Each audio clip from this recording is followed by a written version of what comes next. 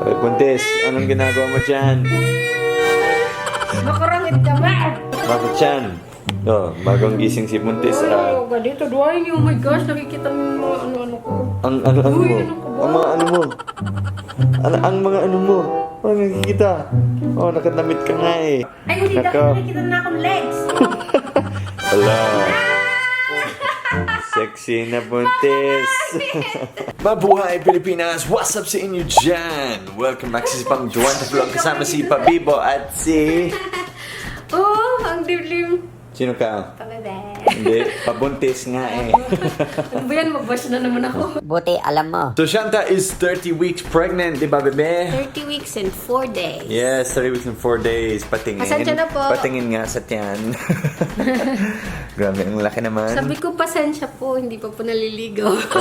Sige lang. Kasi kulang ako ng tulog na, hindi na ako nakatulog ng gabi. Wait lang, masukli ka naman. Okay lang yan. Sa video lang yan. Tas Hindi ka ano? nila inaamoy, bebe. Video lang kasi Ay, hindi ako mabaho ah. Hindi siya mabahaw. Maanghit lang. Ew, hindi ah. Ayoko pa yun. Joke lang, bebe. Basilan ang buntis. Hindi na ako nakakatulog ng maayos kasi parating nang gumagalaw yung baby. So, kulang talaga ako ng tulog paggabi. Tapos wiwi ako ng wiwi. Kaya, nag-oversleep ako. Ay, ganun ba? Lagi akong gumigising. Pag Nakita mo yung alas meme 2 sa umaga. Nakita mo yung meme na sinend ni Rizzy? Yung, ay, titian. Yeah. And so, malapit na mga si Shanta. May 24 ang due date niya. Hello, lagot ka. Gaganon ka na. Laging sumisipa si bebe, no? Parang gumaganon ba? Sumusuntok. Boxingero siya. The next Manny Pacquiao. Di ba gumaganon? Oo. Parang bulate naman. Bulate na malaki. Grabe naman siya. If you want to learn Tagalog and Bisaya, sign up to philtalk.net. Alright, it's a website we have spent years creating. We released it last year, and so far it's doing well. We're getting a lot of positive reviews. It is the best method for learning Tagalog. It is the method I use to learn Tagalog and Bisaya. So check that out now, philtalk.net. Wala pa kaming pangalan sa baby namin, di ba, Shan? Wala pa. Kawawa naman. Sabi mo, we don't have a name for a boy yet. E di, Boyet na lang ang pangalan. Uy, Boyet, kamusta? Divorcio. Ano? Hindi, sabi ni Mano Samuel, daw? Just Dado? Really? Just Dado. Okay, to the fam, panoorin nyo tong footage na to na kung saan sumisipa ang baby namin kay Shanta. Siya sumisipag gumagano. Yes, sumisipa. Every Sumasayaw, time... gumagano. Sumasayaw, yes. Gumagano. Mahirap siyang makunan na kumikilos kasi pag once may camera na, tumitigil siya.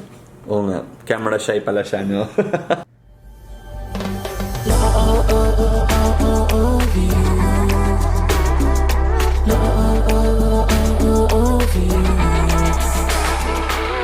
You're beautiful, shine like a star.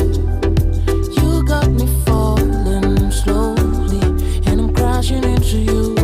Oh baby, wherever you go, I pray the angels remind you how wonderful you are. And I really, really wanna take you home to mama. Wanna spend. Ayan, sumisipa na siya, di ba, bebe? 10 weeks ka na lang, no? 10 weeks. Pero minsan, you give birth before or after the date, di ba? Sabi nila earlier daw. Earlier. Pero minsan, late din, no? Pero kasi first baby ko earlier. Ay, ganun ba? Comment below, do you think Shanta will give birth before May 24 or after May 24? Ayan. Anong premyo nila pag tamang hula nila? Lampin. You can be the ninong and ninang of our baby. Joke. Okay guys, meron kaming ginagawang project ngayon. Music video. Ayan, abangan nyo ang music video namin. Di ba, Shan? It's very exciting. Nag-recording na kami. We finished the song na. So, abangan ang music video before maganak si Shanta sana, no? Hopefully you Baka don't. mga nakako sa video. Abangan yung music video na yan coming very soon this month. Siguro sa katapusan ng March ang video na yan. And we'll Ligo na see po you. ako. Yes, ligo ka muna kasi hit na nga eh. Hoy, hindi ako mangit. Nakakainis to. Okay guys, see you soon in the vlog. Bye-bye!